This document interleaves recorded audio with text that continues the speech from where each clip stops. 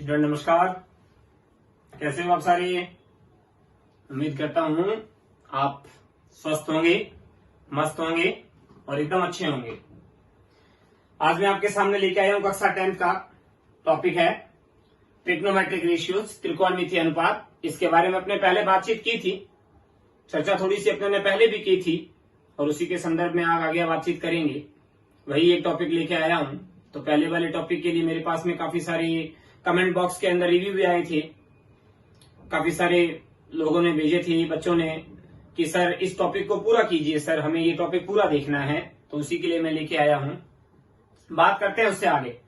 पहले अपने बात की थी कि त्रिकोणमितीय अनुपात में टोटल 6 रेशियो होते हैं और 6 रेशियो कैसे काम करते हैं। एक समकोण त्रिभुज के अंदर लाल बटे काका के सूत्र से आपको एक ट्रिक बताई थी, इंग्लिश मीडियम वालों को भी बताई थी, पीबीपी एचएसबी के नाम से सारा कुछ सीखा था।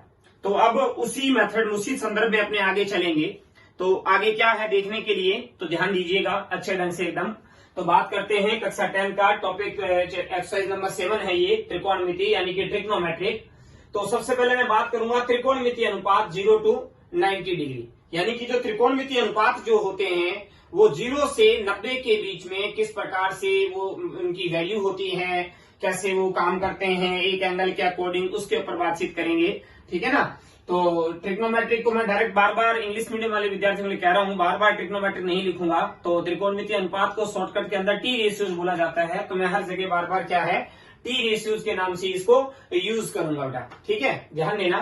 तो क्या किया मैंने, देखो सबसे पहले मैंने क्या किया, 6 त्रिकोणमितीय अनुपात जो थे टी रेशियोज थे उनको उतारा, एक टेबल तैयार की, सामने लिखा 0 डिग्री, 30 डिग्री, 45, 60 और 90। पहला क्वेश्चन यही उठता है, सर आपने इतने ही कोण क्यों लिए? कोण तो और भी होते हैं। आपका दिमाग जो सोच रहा है वो एकदम सही सोच रहा है। एंगल तो 15 डिग्री भी होता है, 15 डिग्री क्या 2 डिग्री भी होता है, 1 डिग्री भी होता है। लेकिन एक 10th क्लास तक का जो लेवल है, मैं आपको उस लेवल के अकॉर्डिंग ट्रिग्नोमेट्रिक सिखाने जा रहा हूं। बाकी आप 11th और 12th के अंदर आगे बहुत ही इसका विस्तार से अध्ययन करेंगे, बहुत ही ज्यादा एक्सप्लेन है आगे इसका।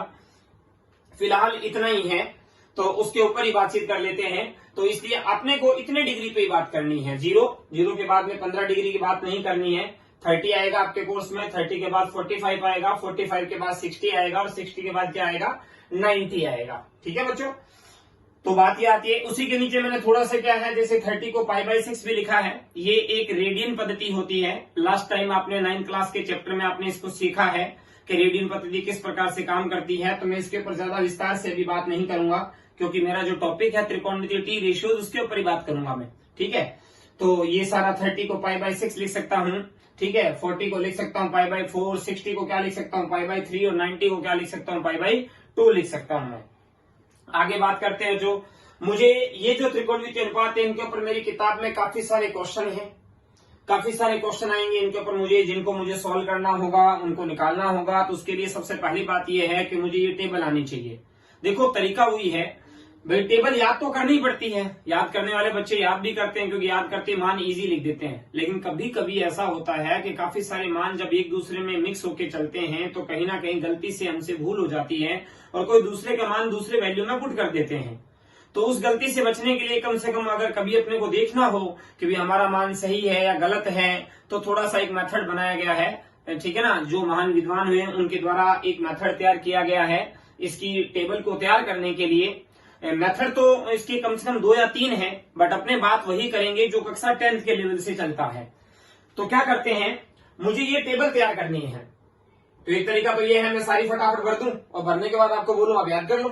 एक तरीका तो ये हो गया, लेकिन ऐसा नहीं करेंगे। अपने इसको क्या करेंगे, पूरा तरीके से सीखेंगे एकदम, एक एक चीज अच्छे ढंग से, कैसे आई, कहां से आई, किस प्रकार से तैयार करते हैं उसकी बात करेंगे। तो देखो आप सबसे पहले ये देखो मान कितने हैं, 1 2 3 4 5, यानी 5 एंगल है।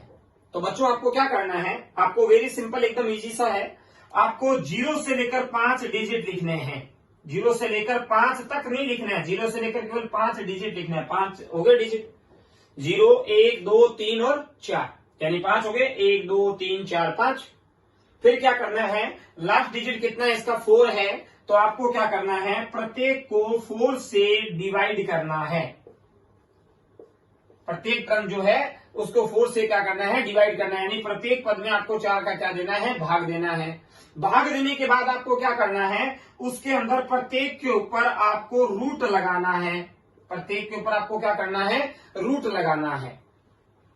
पहले आपने 0 से 4 तक लिख लिया, 0 1 2 3 4। उसके बाद में जो लास्ट डिजिट था 4, उसमें आपने प्रत्येक डिजिट के अंदर 4 से उसको क्या कर दिया, डिवाइड कर दिया। फिर आपको प्रत्येक के ऊपर क्या लगाना है, रूट लगाना है। उसके बाद ये काम करते हैं, यदि कोई कट रहा है तो उसको काटना है। किसी का भाग जा रहा है पूरा पूरा, किसी का कंप्लीट भाग जा रहा है तो भाग दे दीजिए, या आपस में कोई एक ही नंबर से कट रहा है तो उसको काट दीजिए। 4 का 0 में भाग लगाऊंगा, मुझे पता है 0 आएगा। 4 का 1 में भाग जाता नहीं है, ना कट रहा है। 2 और 4 कटते हैं, 2 1 जा 2 होता है, 2 2 जा कितना होता है, 4 होता है। 2 एकम 2, 2 दूनी 4 होता है। 3 और 4 कटते नहीं है, 4 और 4 कटते हैं, कितना होता है, 1 होता है। सिंपल कर लिया। फिर बता रहा हूं क्या क्या प्रोसेस है। देखो 0 से 4 तक लिखा, प्रत्येक में 4 का भाग दिया, प्रत्येक के ऊपर रूट लगाया, फिर जिसका जिसमें कंप्लीट भाग जा रहा था उसमें भाग लगाया, या कोई आपस में कट रहा था तो उसको काट दिया, बाकी कुछ भी नहीं हो रहा था तो उसको एज इट इज वैसा का वैसा ही छोड़ दिया। ठीक है, आगे चलते हैं। अब देखो यहां फाइनल आंसर आया मेरे पास में 0। कितना आया, 0। तो 0 का रूट कितना होता है, तो सारे जानते हैं, सिंपल सी कहानी एकदम, कि 0 का रूट तो 0 ही होता है। 0 का रूट कितना होता है, 0 का रूट तो 0 ही होता है। आगे चलते हैं। 4 का 1 में भाग तो जा रहा नहीं था ना, 4 और 1 आपस में कट रहे थे, काटोगे क्या आएगा, 1 एकम 1 और 1 चौक 4 होता है। सिंपल सी बात है, वही तो आएगा। तो क्या करना है, देखो 1 का रूट क्या होता है, 1 होता है। 1 का रूट क्या होता है, 1 होता है। और 4 का रूट कितना होता है, 2 होता है। 4 का रूट कितना होता है, 2 होता है। काफी सारे विद्यार्थी जो देख रहे होंगे उनको एक छोटी सी बात है शायद मन के अंदर खटके इस क्वेश्चन में, वो ये है, सर रूट हटाते हैं तो द्विघात समीकरण यानी क्वाड्रेटिक इक्वेशन हमने 9th में भी पढ़ा है सर, तो सर वो तो प्लस माइनस दोनों में आंसर आता है। इसी प्रकार इसके भी प्लस माइनस दोनों में है, लेकिन वो एक बड़ी राम कहानी है, वो आप कक्षा 11th में सीखेंगे कि पॉजिटिव एंगल भी होता है और नेगेटिव एंगल भी होता है, कौन ऋणात्मक भी बनता है धनात्मक भी बनता है। तो यहाँ आपका माइंड इतना डेवलप नहीं है।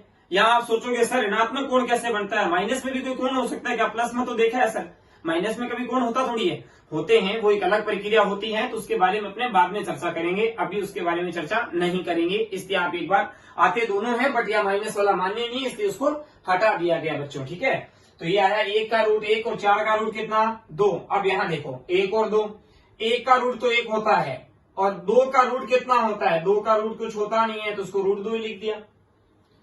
मैंने कहा ना पॉइंटों में नहीं निकालना है, आपको बाहर नहीं निकालना है, आपके एक बार कोर्स में यूज होगा वो ऐसे ही होगा, इसीलिए मैंने ऐसे ही निकाला है। फिर आगे चलते हैं, 3/4। 3 का रूट क्या होता है, 3 का तो कोई रूट होता ही नहीं है, तो ये ऐसी कोई संख्या, कहने का मतलब ये हुआ जो 3 का रूट होता है कुछ भी नहीं होता है, ऐसे जानते हो ना।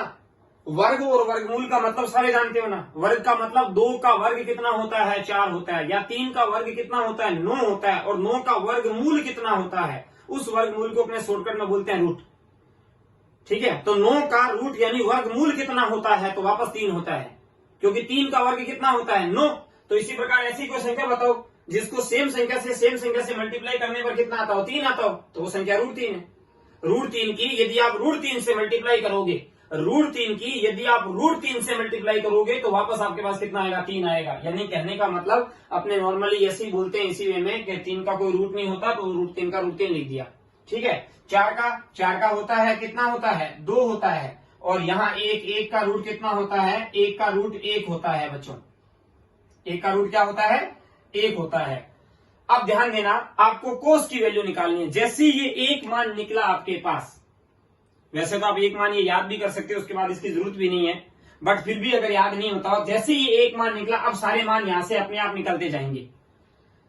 अब सारे मान यहां से अपने आप निकलते जाएंगे। देखो कैसे निकलते जाएंगे, साइन और कोस एक दूसरे के क्या होते हैं, कॉम्प्लीमेंट्री होते हैं। मैंने साथ साथ यहां लिखा है, ठीक है ना। ये देखो यहाँ पे मैं बात करूंगा T ratios of complementary angles, यानी कि पूरक कोणों के त्रिकोणमितीय अनुपात। कॉम्प्लीमेंट्री का मतलब हो गया पूरक।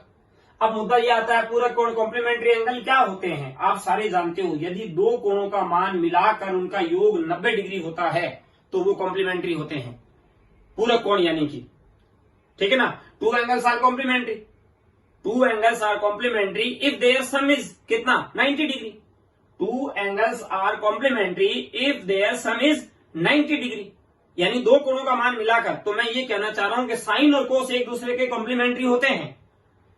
मतलब कैसे कि एक तरफ आपने लिखा, देखो मैं रफ में बात करूंगा, एक तरफ आपने लिखा कोस 30, तो 30 के साथ थीटा क्या बच गया 60, यानी साइन 60, ये दोनों आपस में बराबर होंगे, कॉम्प्लीमेंट्री। ये देखो इसका 60 और इसका 30 90 बनाता है नहीं बनाता है। जैसे मैं यूं बोल दूं कोस 0, तो कोस 0 के बराबर होगा क्या होगा साइन है, साइन 90 होगा। ये देखो कॉम्प्लीमेंट्री है या नहीं है, तो वही बात मैं आपको बताने की कोशिश कर रहा हूं।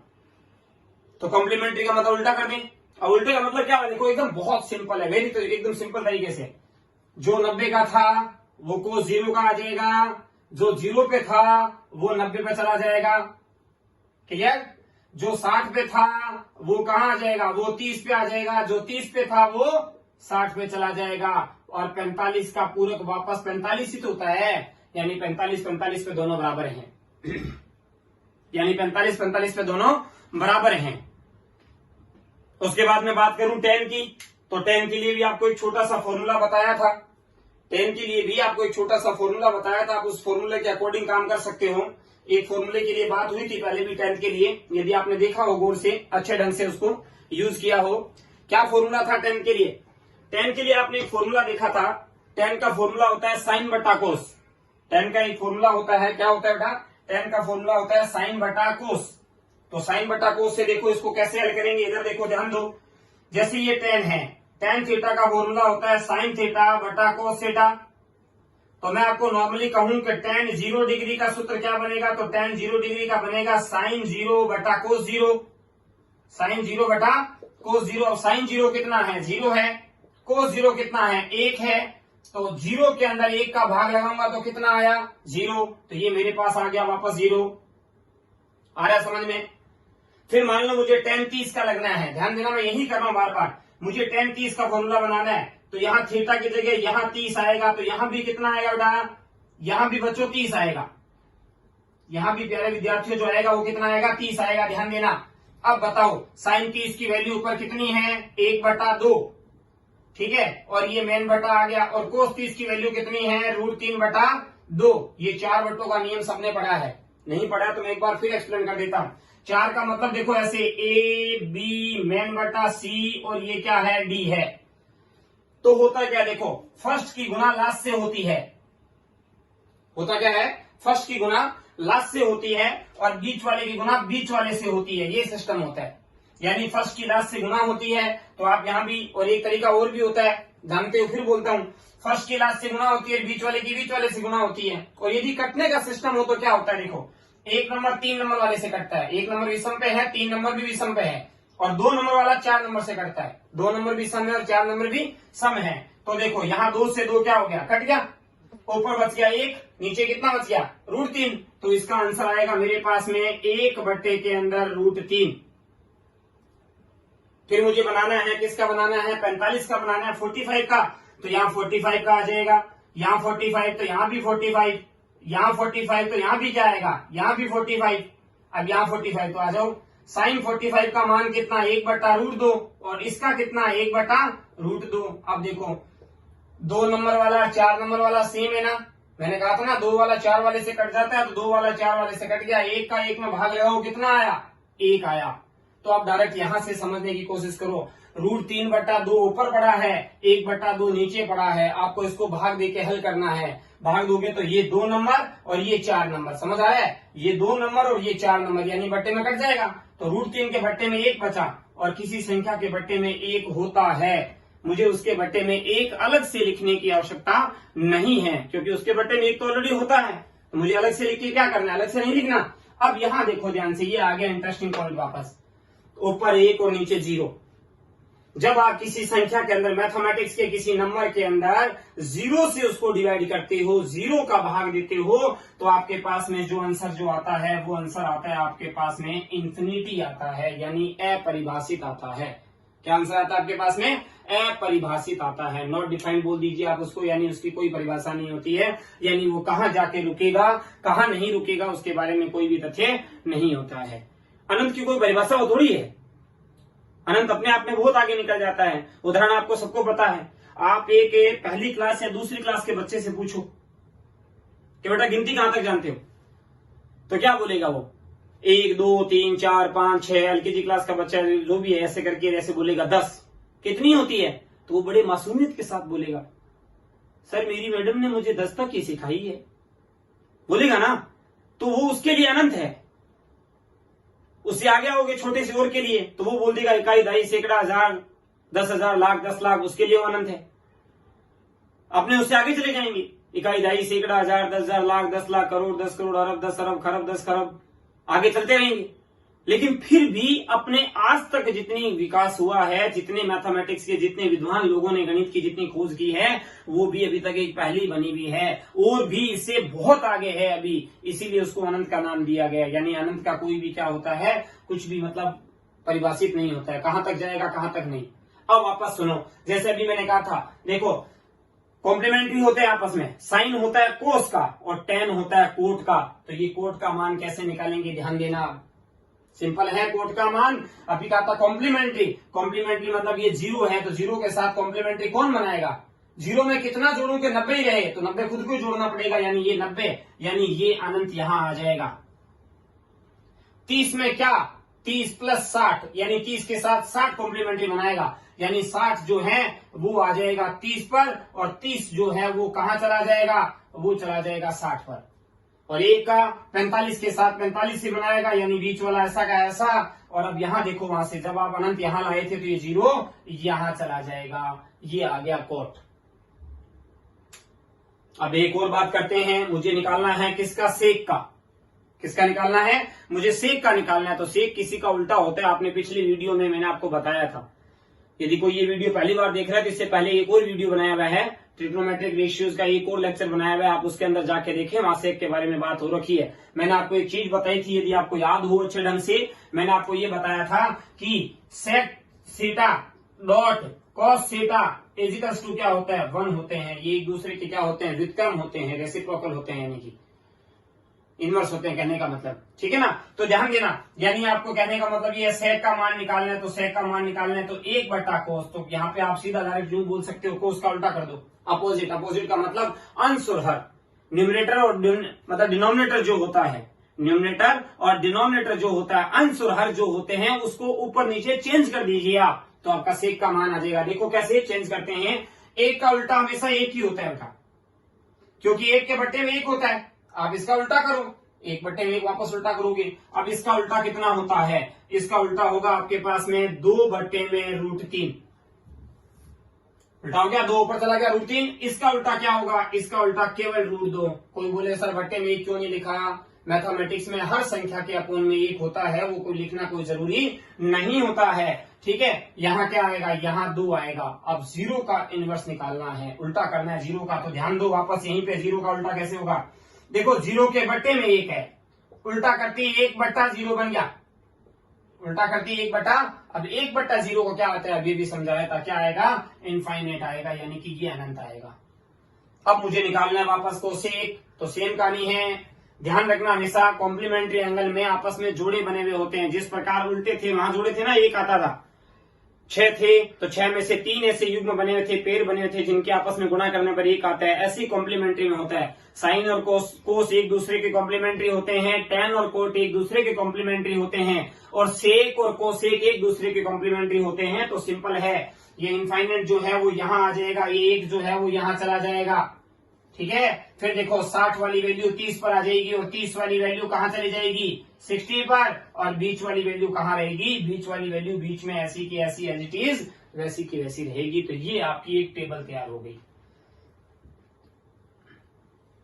मैं चाहूंगा आप एक बार इसको ढंग से अपनी कॉपी के अंदर बनाएं, इसकी प्रैक्टिस करें, क्योंकि इसके ऊपर बेटा आगे चलकर एप्लीकेशन ऑफ ट्रिग्नोमेट्रिक्स भी इसके है टॉपिक आएगा, उसमें भी बोर्ड के अंदर 3 मार्क्स का एक क्वेश्चन आता है, वो क्वेश्चन भी काफी इंपोर्टेंट है। इस चैप्टर का भी 1 नंबर का एक क्वेश्चन आता है, बूंद बूंद से घड़ा भरने वाला है। आप हर चीज को अच्छे से देखें, यूं ना देखेंगे ये तो 1 नंबर का है, इसको क्या देखना है। हर चीज बहुत काम आएगी, हर चीज की अपनी एक वैल्यू होती है, अपनी एक अहमियत होती है। शर्त है उसको सही नजरिए के साथ देखें और उसका अच्छे ढंग से अध्ययन करें। तो उम्मीद करता हूं आपको टेबल समझ आई होगी, ठीक है। अब जैसे क्या है, कोई बोले कि सर बिना याद करें, अरे थोड़ा सा दिमाग को बढ़ाओ, थोड़ा सा दिमाग को बढ़ाओ। अब थोड़ा सा बढ़ाने का मतलब वही है ना कि किस प्रकार से बढ़ाया जाए। जैसे आपको कोई पूछ ले, अब सिंपल सी बात है कि सर 10 30 का मान निकालना है, अब मान लो आपको सीधा याद नहीं आ रहा है, तो आप ऐसे सोचा करो, एक साइन वाला एक मान याद कर लो सिर्फ। साइन का मान तो याद हो जाएगा, साइन 0 का कितना होता है 0, साइन 30 का 1/2, साइन 45 1/√2, साइन 60 √3/2, साइन 90 1। अगर साइन वाला याद है तो मैं कहता हूं सारे निकल जाएंगे। देखो कैसे निकल जाएंगे, उदाहरण देता हूं। जैसे मैंने बोला tan 30 का मान निकालना है, तो आपको फटाफट सूत्र नहीं लिखना, मन में सोचो। tan 30 का सूत्र होता है साइन 30 बटा कोस 30। साइन 30 तो साइन का आपको याद होगा, साइन 30 का मान कितना होता है भाई, साइन 30 का मान होता है 1/2। तो कोस 30 का कितना होगा, जो साइन 60 का होगा, तो साइन 60 का कितना होता है √3/2। तो यहाँ आ जाएगा √3/2, 2 से 2 कट गया तो ये आ गया 1/√3। और आप जब ऐसे ऐसे करके निकालेंगे तो आपके दिमाग ऑटोमेटिक बढ़ने लग जाएगा। थोड़ा सा दिमाग को कष्ट दो, उसको हमेशा कंफर्ट जोन में मत रखो, उस कंफर्ट जोन से उसको थोड़ा सा बाहर निकालो, क्योंकि उसको जितना ज्यादा कष्ट दोगे, सबके पास दिमाग एक समान होता है, जब आप उसको थोड़ा सा कष्ट दोगे तो वो भी ये सोचेगा कि यार जब ये मुझे कष्ट दे रहा है तो मुझे आगे चलना चाहिए, और फिर वो आगे चलना स्टार्ट हो जाएगा और आपके माइंड का ऑटोमेटिकली ग्रोथ होना स्टार्ट हो जाएगा और आपको सब चीज बहुत बढ़िया ढंग से बेहतर समझ आने लग जाएगी। तो आगे चलते हैं। तो ये तो मेरा हो गया टॉपिक है क्लियर। अब आगे बात करूंगा मैं पूरक कोणों के त्रिकोणमितीय अनुपात। पूरक कोणों के त्रिकोणमितीय अनुपात यानी T ratios of complementary angles. T ratios of complementary angles में इसके बारे में बातचीत करूंगा। तो देखो कैसे बात करूंगा, ध्यान देना। जैसे मेरे पास में सबसे पहले मैंने पूरक कोण होता है, मैं आपको पूरक कोण की परिभाषा बता ही चुका हूं अभी अभी, कि दो कोणों का योग मिलाकर कितना होना चाहिए, 90 डिग्री होना चाहिए। Two angles are complementary if their sum is कितना है 90 डिग्री। ठीक है, तो आगे ध्यान दो। देखो अब मैंने यहाँ क्या सीखा है, कोण थीटा के लिए मान लीजिए समकोण त्रिभुज है, राइट एंगल ट्राइंगल है। अब राइट एंगल ट्राइंगल में क्या होता है आप सारे जानते हो, राइट एंगल ट्राइंगल में एक एंगल तो 90 डिग्री होता ही है, एक एंगल जो होता है वो तो 90 डिग्री होता है, और अदर 2 एंगल बच गए वो हो गए, क्या हो गए, एक्यूट एंगल। एक्यूट एंगल यानी न्यून कोण। तो मैंने यहाँ एक प्रोसेस समझाई है, ये मान लीजिए 90 है, ये 90 है तो ये थीटा है, ये 90 है तो ये, इसको मैंने थीटा मान लिया, एज्यूम कर लिया थीटा है, कुछ भी हो सकता है 15 20 30 कुछ भी हो सकता है 50। अब ये थीटा है तो वो कितना बचेगा 90 माइनस थीटा। कैसे है, समझ आया सबको, आ रहा है समझ में कैसे। देखो ये 90 है, एक बात है सभी कोणों का, एक ट्राइंगल के होल एंगल्स का सम कितना होता है सभी कोणों का 180। अब ये 90 है तो इन दोनों का मान मिलाकर 90 तो बचा। अब 90 में से मैंने इसको थीटा मान लिया, इसको थीटा माना तो ये कितना बचा, ये 90 माइनस थीटा, तो वो रह गया 90 माइनस थीटा। आया समझ में। अब ध्यान देना आप आगे। तो यहां मैंने क्या किया है, देखो मैंने पहले तो सूत्र लिखे सिर्फ नॉर्मल कॉम्प्लीमेंट्री के। मैंने अभी आपको कहा था सूत्र क्या होता है, साइन 90 माइनस थीटा होता है और कोस थीटा के बराबर होता है, कोस 90 माइनस थीटा होता है और साइन के बराबर होता है। यानी साइन और कोस एक दूसरे में, देखो साइन बदलता है कोस में, कोस वापस किस में, साइन में, तो टेन किस में, कोट में, कोट किस में, टेन में। अभी एक्सप्लेन करूंगा मैं कैसे आया, सीधा आपके ऊपर थोपूंगा नहीं कि डायरेक्ट इसको उतार लो या लिख लो या याद कर लो, अभी आपको बताऊंगा एक एक चीज के किस प्रकार से आया है। कोट बदलता है टेन में और टेन किस में, कोट में। सेक बदलता है कोसेक में और कोसेक किस में, कोसेक बदलता है वापस सेक के अंदर, ये चेंज होता है। अब देखो कैसे उदाहरण लेता हूं मैं। जैसे मैंने क्या किया, ये मेरे पास में एक अक्षर जो होते हैं एक्स एक्सिस वाई एक्सिस, मैंने इसके बीच में राइट एंगल ट्राइंगल बनाया, एक समकोण त्रिभुज बनाया मैंने इसके बीच में। ठीक है, अब इसके बीच में मैंने एक समकोण त्रिभुज बनाया, ये मेरे पास में क्या है थीटा है, मैंने इसको मान लिया थीटा। आप ऊपर मान लो कहीं भी मान लो चाहे, मैंने इसको थीटा मान लिया। तो थीटा के लिए देखो, अब ये थीटा है, थोड़ी देर के लिए ध्यान देना, एग्जांपल ले रहा हूं मैं। तो ये बेस है, ये परपेंडिकुलर है, ये हाइपोटेनियस है, यानी ये आधार है, ये लंब है। मैंने आपको पहले वीडियो में बताया है अच्छे ढंग से, एकदम टॉपिक में नोट में लिखा हुआ है कि थीटा के अपोजिट साइड जो होती है वो होता है लंब। और कर्ण के लिए मैंने आपको पहले वीडियो में एग्जांपल भी दिया एक बस ड्राइवर का, यानी ये तो कर्ण है ही, तो ये बच गया, ये बेस है। अब फटाफट आ जाओ, देखो कैसे थीटा के लिए, यानी इस थीटा के लिए लिखा जा रहा है साइन थीटा। साइन का फॉर्मूला क्या होता है, साइन का फॉर्मूला देखो लाल बट्टे का वाला सूत्र सारे जानते हैं, ये वाला सूत्र है, दिमाग में होना चाहिए, इसके अकॉर्डिंग लिखे आप। इंग्लिश मीडियम वालों को भी बता रखा है कौन सा सूत्र होता है, P B P H H B. अब क्रम आपको कहा था sine cos tan cot sec cosec, याद है।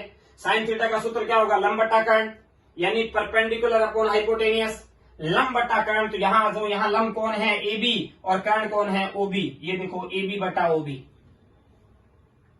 फिर मैंने लिखा कॉस थीटा, को सेकंड नंबर पे आता है, सूत्र होता है आधार बटा कर्ण यानी बेस बटा हाइपोटेनियस, आधार बटा कर्ण यानी बेस बटा हाइपोटेनियस। तो यहां चलते हैं बेस बटा हाइपोटेनियस। तो यहां देखो बेस क्या है OA, तो ये लिखा OA, कर्ण क्या है OB, ये लिखा OB।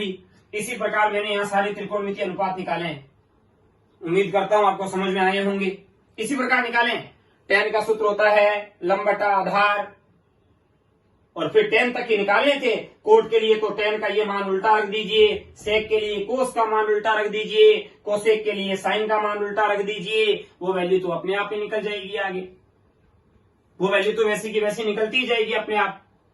समझ में आ रहा है? तो ये सारे मैंने मान निकाले। ये तो क्वेश्चन ये होता है सर ये तो हम पहले वीडियो में सीख चुके हैं, आप हमें ये क्यों सिखा रहे हो? तो ये इसलिए सिखा रहा हूं कि ये फॉर्मूला कैसे बना, साइन कोस के बराबर कैसे होता है, मैं आपको इसके लिए ये सारी बातें बता रहा हूं, ध्यान देना। अब आगे देखो, अब ये सारे जो निकाले मैंने त्रिकोणमितीय अनुपात, वो किसके लिए निकाले? एंगल थीटा के लिए, फॉर एंगल थीटा।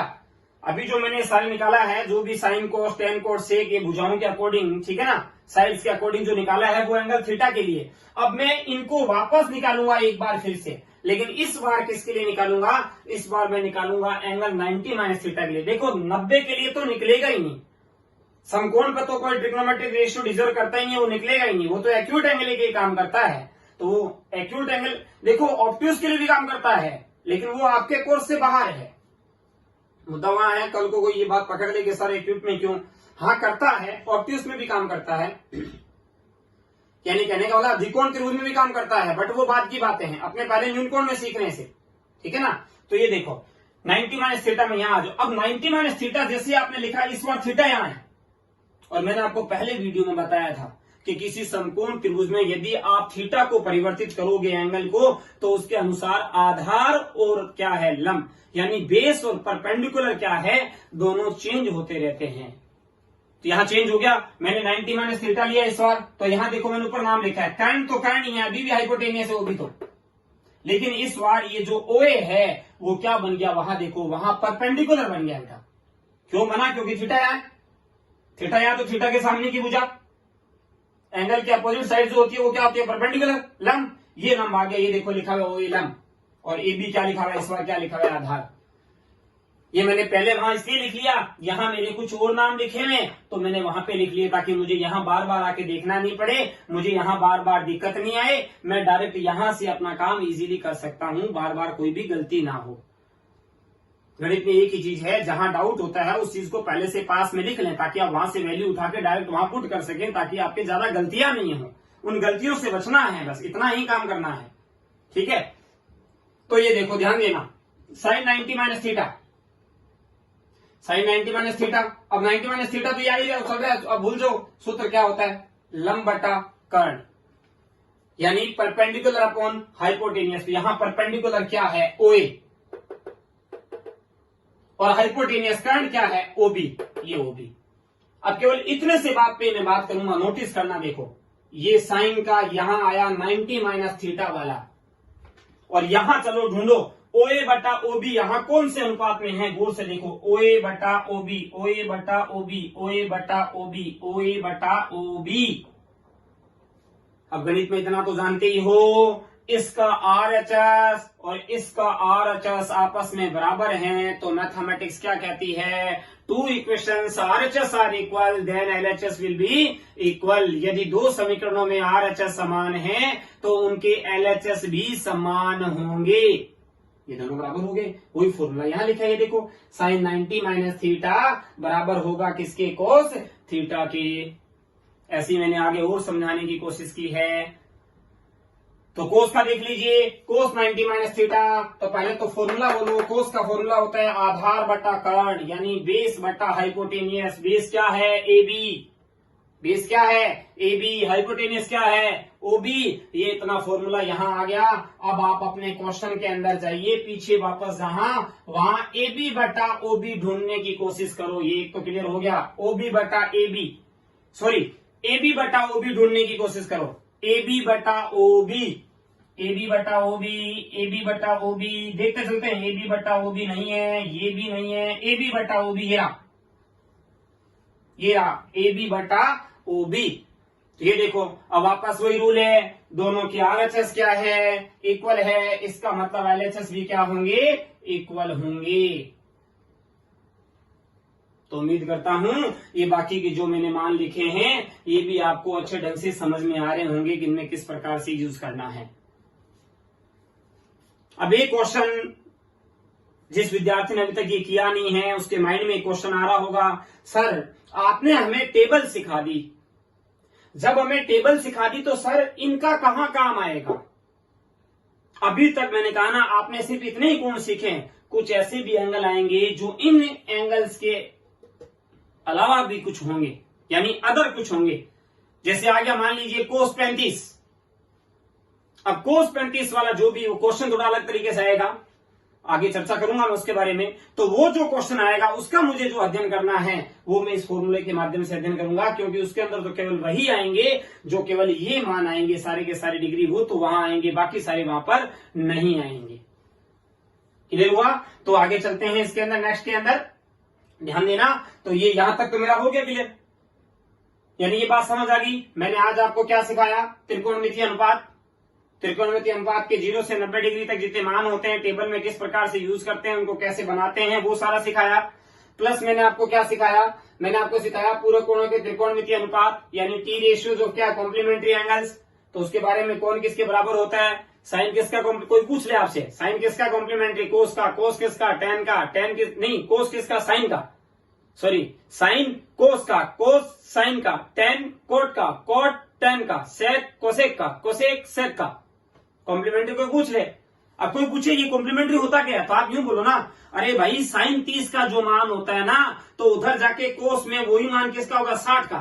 पूछे कैसे कि 30 और 60 मिलकर 90 बनाते हैं, जहां जोड़ा बनेगा, जहां 90 बनेगा वो मान आपस में बराबर होंगे। ये आपका जवाब होना चाहिए। आप अच्छे ढंग से जवाब दे सकते हो, बढ़िया ढंग से, किसी दूसरे को सिखा भी सकते हो आप।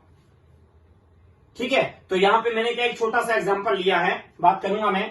एग्जांपल नंबर फर्स्ट है ये एनसीईआरटी बुक का। ठीक है, सवाल ये है ten square 60 plus 3 cos square 30 का मान ज्ञात करना है, यानी आपको वैल्यू फाइंड करनी है। Sine square 60 plus 3 cos square 30 का मान ज्ञात करना है, यानी कि वैल्यू फाइंड करनी है। तो देखो कैसे फाइंड करेंगे। सबसे पहले करने का तरीका, एक नंबर में सवाल आए चाहिए, लेकिन आपके पास थोड़ा सा मेथड होना चाहिए इसको करने का। अच्छे ढंग से, बढ़िया ढंग से करना है, एकदम अच्छा लगे, ताकि सुंदर लगे करा हुआ काम, एग्जामिनर के दिमाग पे थोड़ी सी छाप छोड़े कि हाँ वाकई में किसी बच्चे की कॉपी आई है।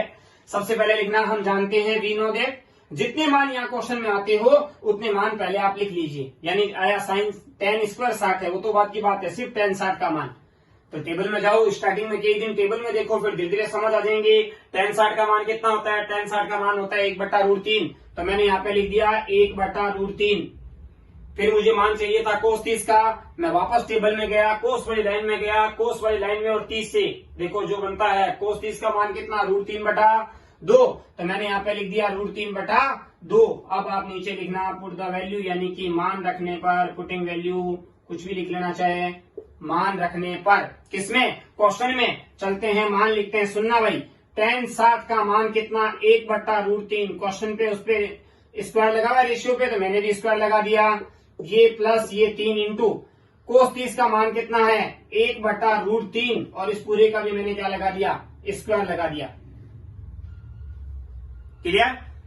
अब आगे स्क्वायर खोल लो आप, तो ध्यान देना, देखो कितना, सॉरी कोस 30 का मान, सॉरी कोस 30 का मान √3/2, इसका स्क्वायर आएगा। कोस 30 का मान यहां है ना, √3/2। अब सुनना, स्क्वायर, एक का स्क्वायर कितना होता है, 1। √3 को √3 से मल्टीप्लाई करोगे केवल कितना आएगा, 3 आएगा। √3 को √3 से मल्टीप्लाई करोगे केवल 3, ये इंटू √3 को √3 से मल्टीप्लाई यानी 3 आएगा, और 2 को 2 से मल्टीप्लाई यानी कितना आएगा, 4 आएगा। थोड़ा सा आगे यही लिख देता हूं, ये 1/3 प्लस 9 के अंदर 4। समझ आया? 9/4 कैसे आया, 3 की 3 से मल्टीप्लाई, 3 3 जा 9/4। अब इसका एलसीएम ले लो, 3 और 4 का एलसीएम कितना आएगा, 12 आएगा। 3 से 12 को डिवाइड करो 4 टाइम, 4 की 1 से मल्टीप्लाई 4, और 4 से 12 को मल्टीप्लाई डिवाइड करो कितने टाइम, 3 टाइम। 3 की इससे मल्टीप्लाई करो कितना आएगा, 3 की इससे करोगे तो कितना आएगा, 27 आएगा आपके पास। अब इन दोनों को आप जोड़ लीजिए, इन दोनों को जोड़ोगे तो देख लीजिए आप उसके अंदर जोड़ने पर कितना आएगा आपके पास में, टोटल आप जोड़ लीजिए।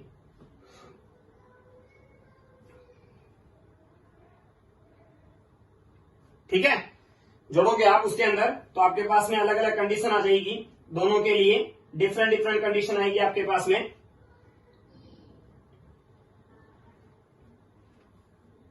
tan 60 का मान लिखना था, अपने ने किसका मान लिखा, tan 30 का लिख दिया, सॉरी यहां मान लिखना था आपको tan 60 का, तो यहां थोड़ा सा करेक्शन करना। tan 60 का मान होता है √3 होता है, तो यहाँ पे आपके पास में √3 आएगा, और √3 का स्क्वायर कितना होता है, सिर्फ 3 होता है, यहाँ 3 होता है, तो यहाँ आएगा 3/1, और 3/1 आएगा तो यहाँ एलसीएम केवल 4 आएगा, यानी यहाँ आएगा आपके पास में 12 + 9 यानी कि आएगा 21/4, ये आपके पास में आंसर आ जाएगा।